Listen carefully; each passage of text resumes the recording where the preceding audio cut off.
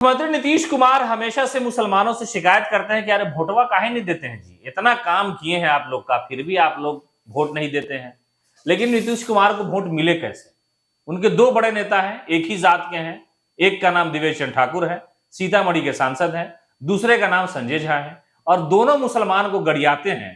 तो बताइए कि जो नीतीश कुमार के दाएं बाएं रहने वाला नेता मुसलमान को खुलेआम गाली देगा, उसको मुसलमान वोट क्यों देगा?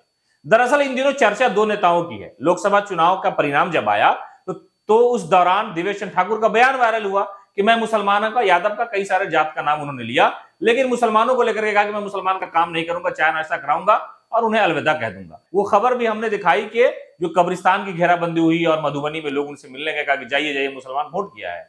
तो दरअसल जनता दल यूनाइटेड और मुख्यमंत्री नीतीश कुमार की ये इच्छा रहती है कि मुसलमान उन्हें वोट दे और पब्लिकली मुख्यमंत्री स्टेज से कहते हैं कि अरे हमने आपके लिए इतना काम किया, हमको नहीं दीजिएगा, उसी को दे दीजिएगा।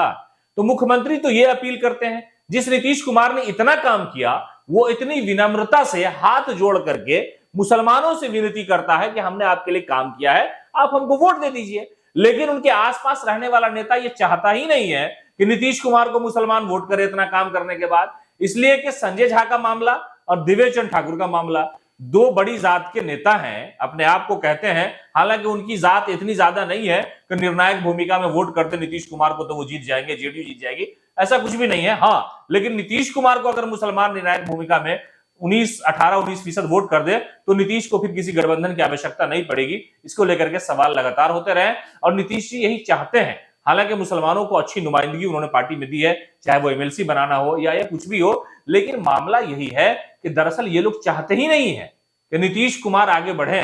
संजय झा के बारे में आप जानते हैं कि वो भारतीय जनता पार्टी के नेता रहे हैं। तो थोड़ा सा हम आपको विस्तार से बता दें कि संजय झा पहले पत्रकार थे, एक पत्रिका निकालते थे दिल्ली में। इसी दौरान वो भारतीय जनता पार्टी के एक बड़े नेता के घर पे उनके बच्चों को ट्यूशन पढ़ाते थे और ट्यूशन पढ़ाते पढ़ाते ही उस बीजेपी के बड़े नेता ने यहां पैरवी की और उसके बाद वो एमएलसी बन गए बीजेपी से। फिर उसके बाद नीतीश कुमार उनको अपनी तरफ ले आए। तो संजय झा का जो राजनीतिक प्रोफाइल है वो बड़ा डामाडोल रहा है। इसको लेकर के लोगों ने सवाल खड़े किए। उन्हीं की पार्टी के एक नेता असरारुल हक ने जो खबर चलाई, अंसारुल हक, मैंने वो खबर आपको कल दिखाई भी थी।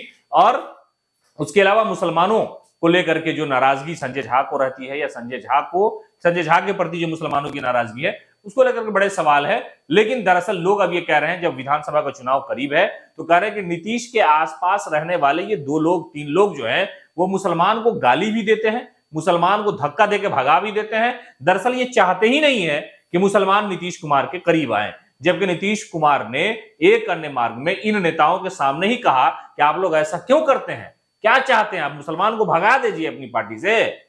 तो लोग ये सवाल कर रहे हैं। हालांकि मुख्यमंत्री नीतीश कुमार की छवि और उनकी पार्टी की जो छवि है वो सेकुलर छवि रही है और उन्होंने लोगों के लिए जितना काम किया है उसमें मुसलमानों का भी हिस्सेदारी उन्होंने तय रखा है और 600 से ज्यादा करोड़ का बजट अल्पसंख्यक कल्याण के लिए तय किया है। और मुख्यमंत्री की यह आशा और उम्मीद रहती है कि मुसलमान हमको वोट करे। और पिछले लोकसभा में मुसलमानों ने मुख्यमंत्री नीतीश कुमार को वोट भी किया, लेकिन उसी वोट पर, उसी मुसलमान पर संजय झा और दिवेश चंद्र ठाकुर जैसे लोग बार बार चोट करते हैं। शायद मुख्यमंत्री को इस पूरे मामले पर गौर करना होगा, इसलिए कि 2025 का चुनाव अनकरीब है।